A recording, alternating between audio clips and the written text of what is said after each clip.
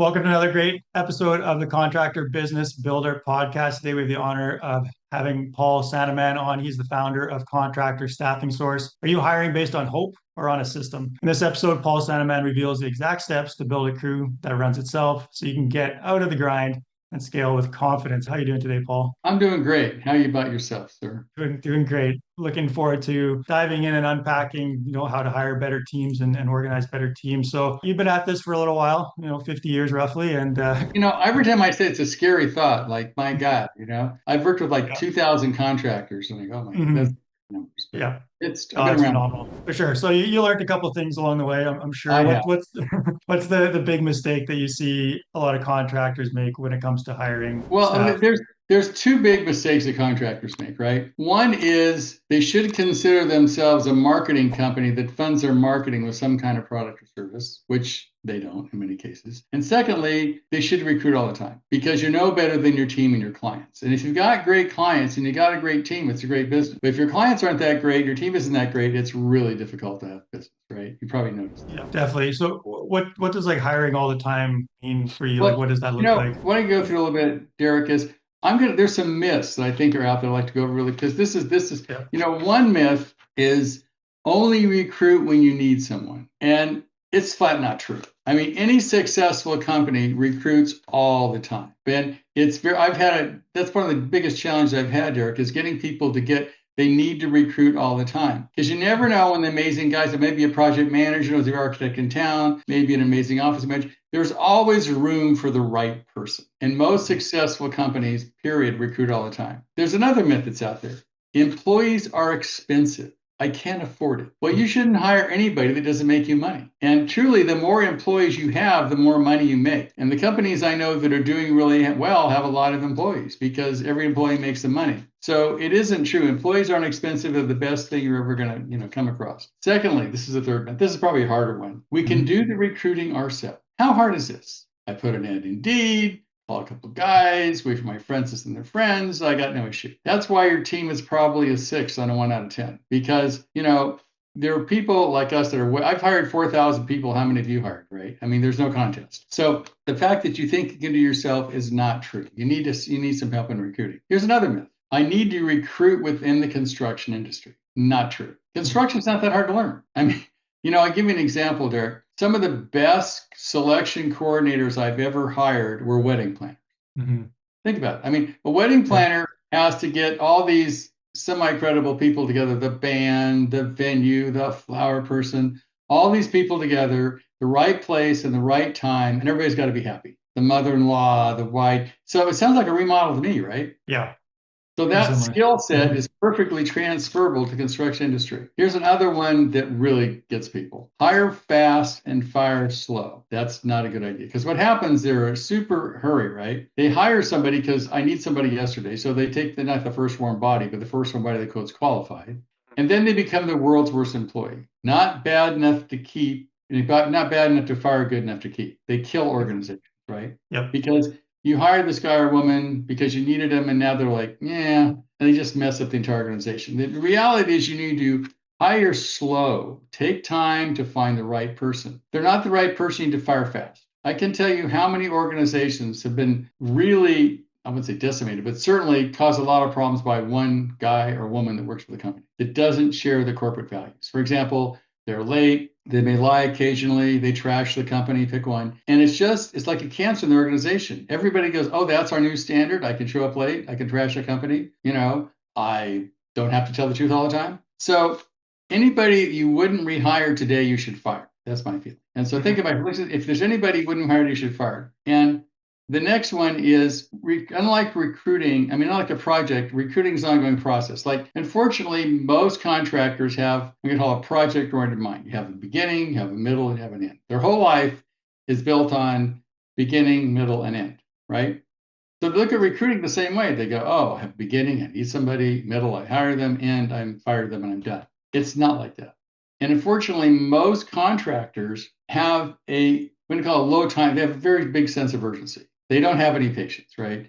I mean, guys that start software companies figure they're going to lose 2 million before they even get off the ground, right? No problem. Contractors go, if it doesn't make me money tomorrow, it's not a good deal. So it's this whole sense of urgency and lack of patience that causes them to not do recruiting in a good way. So, Derek, I will tell you, having recruited, several thousand people, I've figured it out. We have like 92% of the people we hire stay for longer than a year. Yeah. And I think the whole, I guess you call it lack of employees or, employee crisis is self-created. I just don't think they know what they're doing because there's plenty of people out there if you know what you're doing. So, Derek, I'm going to go through what we've learned to successfully recruit. This works, right?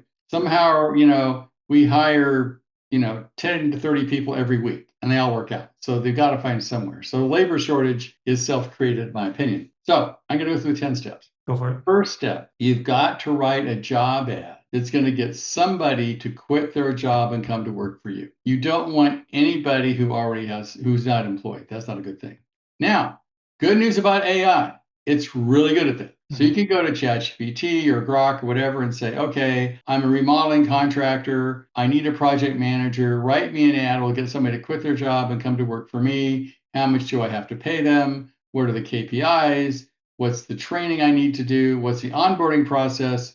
AI is really good at all that stuff. And so you can certainly use AI to write the ad, the job description, the KPIs. Perfect. That's a great job. And it's free or close to free. So that's a good thing. The next is you have to post it everywhere, not an ad on Indeed. We post on 100 job boards, LinkedIn plus LinkedIn. We post it everywhere. So if you're going to post it on at least 20 or 30 job boards. Now, the good news is you can go to AI and say, what are all the job boards I should post this on? AI will tell you.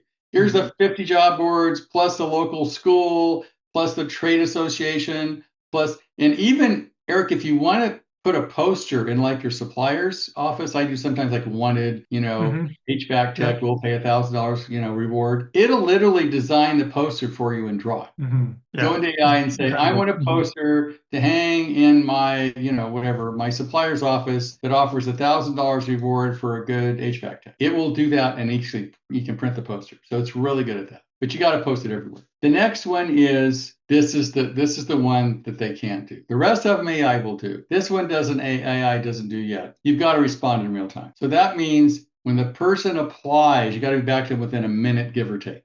It's speed to lead. That's tough, right? Because we had, I think last month, we had 26,000 applicants. And if you run a job ad, the normal week we do, we'll run through 5,000 applications to get to 10 to 20, 30 people.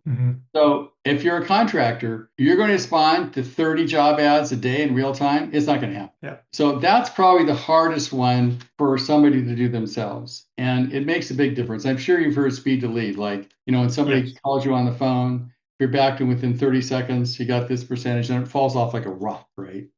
Yeah, typical kind of marketing term, but correlates exactly to this type of situation. I mean, hiring is essentially marketing for a team member and an employee. And so if you're not back to them within the first minute, you lose, because they're going through a lot of job ads. Apply, right? And if they apply to you, just like when you're going through Google looking for a remodeling contractor or an HVAC tech or whatever, right?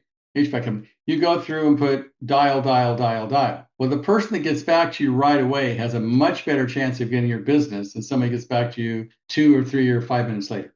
So that's really important. The next one, you can get these online. I said, you can do a really good assessment, okay? Right now, with our assessments, I can tell you everything from the personality type, whether it's going to succeed at the job. I do a DISC profile. I've done hundreds of thousands of DISC profiles. I know what the personality needs to be. I know what the integrity needs to be. I know what their intelligence needs to be. I can do a perfect profile, so I can give somebody an assessment that tells me 100% whether they have the right honesty, integrity, skill set, and personality to do this specific job. So make sure you get a really good assessment. There's some out there, you can pay for it, whatever. We obviously one of the best in the industry, but you've got to do a really good assessment of this person. Do not take your sort of, I'll be your gut, whatever. I know this person, he's my brother, and seems like a good person. Because we've hired a lot of people, Derek, and when we say don't hire them, they hire them anyway, and 3 months later they quit. We go, so the good news is there's instruments out there that can tell you everything you need to know about a person before you hire them. So I would definitely get a good behavioral assessment. The next one is you have to do a video interview or some kind of, Zoom or something where you're actually seeing the person. Because you can't, what we can't tell in the assessment is, are you overweight? How's your English? What do you look like? Are you healthy? we can't tell those things in the assessment. I can tell you how intelligent you are. I can tell you, how much integrity you've got. And I can tell you your personality, but I can't get those other things. So you need to do a video interview. We change a video interview with every person you work with the position and the company. The video Mhm. interview, you can ask all those questions like, why do you want the job? Do you have your own vehicle? Have you ever had a DUI? Whatever. So you can, in a video assessment, find out everything you couldn't find out in the written assessment. Mhm. So do a video interview, and then you do a Zoom interview because that's in real time. But before you get to the person, you've already given them an assessment, you've got back in real time. So you got a pretty qualified candidate by the time you're done with the video interview. Our typical numbers are we run through, we place 600 or 700 job ads a day. We go through 5,000 applicants. We may run maybe 1,000 assessments, 500 400 video interviews to come down to like 30 people that make it, 50 people, 80 people that actually hire 20 or 30. Those are the numbers. And Mhm. because it's so easy to apply these days, it's really hard to do it yourself because you got to go through literally hundreds to find anybody. The next one is conduct a background check. That's crucial. And reference checks. I literally had a client, true story, who hired a bookkeeper. The bookkeeper had embezzled him for, thousands. So I went to the DA and said, look, can you prosecute this woman? And he goes, didn't you realize she got fired for embezzlement in her last 2 jobs? Wow.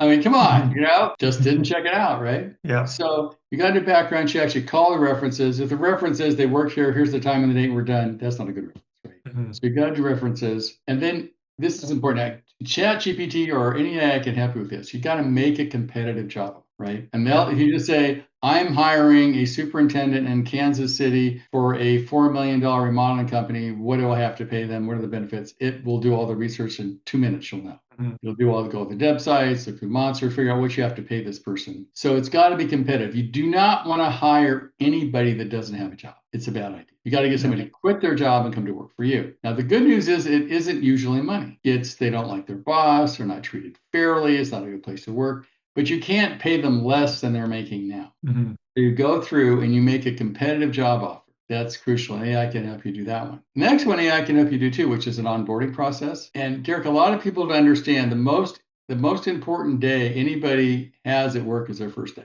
Mhm. Because you quit your job, right? You're making pick a number, 100,000 a year. You go to work for a new guy. Now you're going to come home in that evening and tell your spouse one of two things or something in between. Either, oh my God, this is the best thing I ever did. These people are amazing. I love these guys. I'm really glad we did it. Or I'm not sure I made the right decision, right?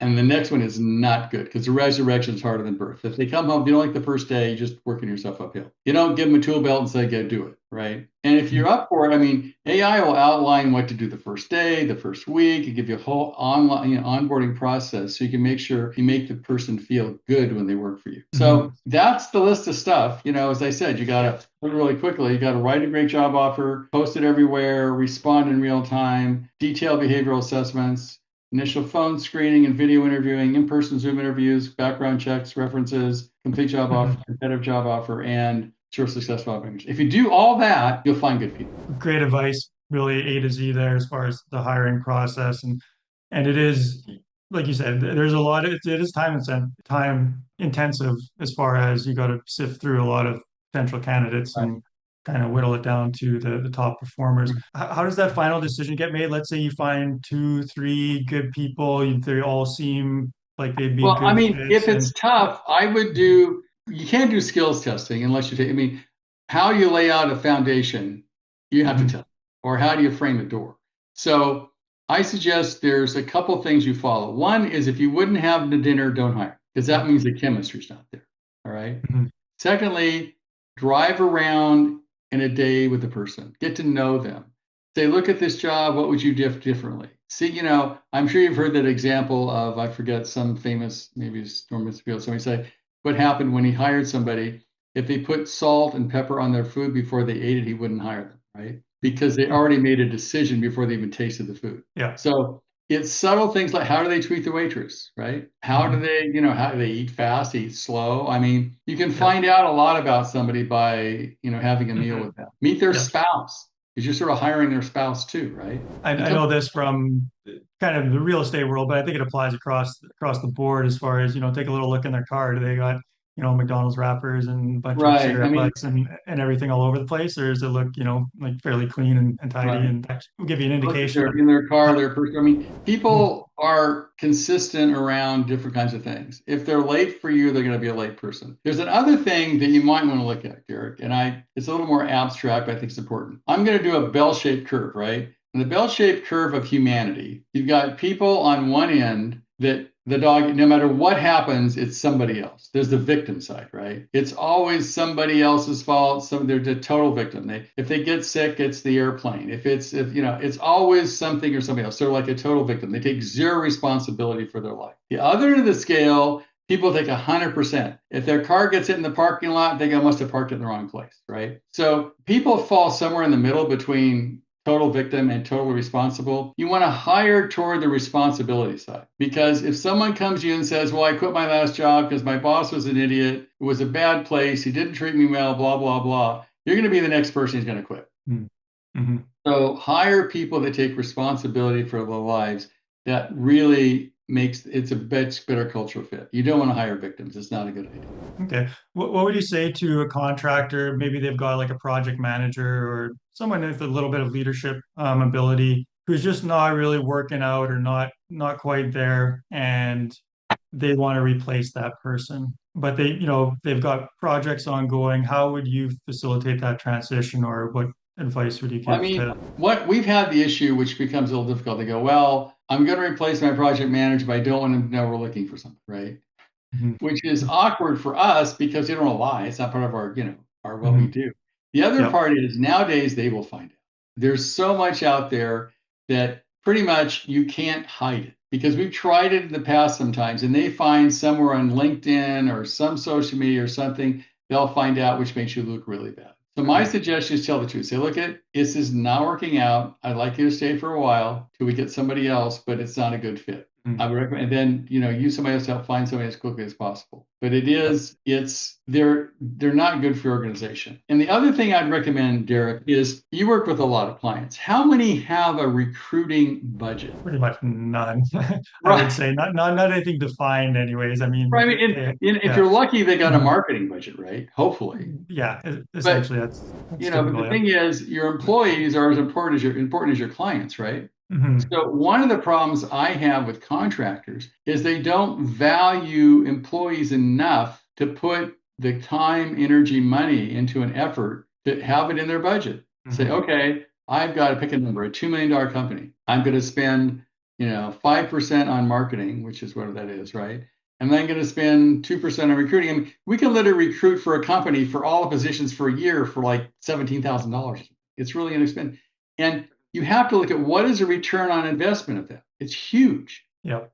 Hmm. but they don't see employees as an asset. It's easier to get them to buy a truck than to spend the money on recruiting. Yeah, definitely. And the difference between someone who's just kind of good or so to great, like the amount of productivity, the cultural fit, all of that, it's not necessarily exponential, but the return on the investment is much higher. Like you're It's talking crazy, multiples, right? right? It's not just like they're 10% better or No, it is. 20% If you better. have a great Mhm. team, you'll be profitable and happy, and the company will work well. If you don't have a great team, life can be very difficult. Now, Mhm. one of the tests I have, and I'm sure you've had clients like this, if you get a phone call from one of your employees and your heart goes, oh, it's John. Wrong guy, right? You just know. Because every time John calls you, half the time he's complaining about something, right? Or Mary, whoever. Yep. So if you have any employee you're not excited to get a phone call from, they need to go. Yeah, good litmus test there as far as if they're the right person. Can you give us a quick snapshot of a client that you worked with, kind of where they were at, maybe the positions you helped them hire for, and how that, improved their business? I'll give you a couple extremes. I mean, if you look, we've got, hundreds of testimonials on our page, but Yeah. usually I'll give you one guy, for example, another extreme. We found him literally built his whole company with offshore people because he couldn't find anybody. So that's the one extreme, right? He has a company now, he has people all over the world. I think we hired 14 people for him. Somebody else, might be I have a painting company. They couldn't find any painters. We found lots of painters for them. They're good. Mhm. Construction company couldn't find a project manager. I mean, even a software company, we do the recruiting for JobTread, and they couldn't find certain kinds of people. We found them all for them. It's just you have to know what you're doing, and you've got to apply the expertise and the resources to make it happen. And I would say, most of the companies we work for, once they get into it, they go, "This is amazing." The mistake they make, and I haven't fixed this one yet, Derek, is they say, "I'm looking for a project manager and a carpenter and a superintendent." They work with us. We find amazing people for all three positions. And then guess what they do after we find all the people? Take one guess. I don't know. They hire them all. They quit. They go, "Oh, Quick. we're good." Yeah. I go, "No, no, Mhm. no." Oh, Right. okay. Yeah. Because they don't get that it's an ongoing process. They still look at it like a project, right? And so we fill their three positions and go, "We're done." And I go, "No, no, no. It's a process. It is not a project." And it's really difficult to get contractors to understand that it's not a project. And if you're always looking, there isn't any, I'd say clearly, any successful company in the Western culture that is not recruiting all the time. Mhm. It's just a given because Yep. that's what you do, right? But Mhm. unfortunately, contractors with their project mentality go, "Oh, I'm good. I found my three people. I'm done." I go, "But why?"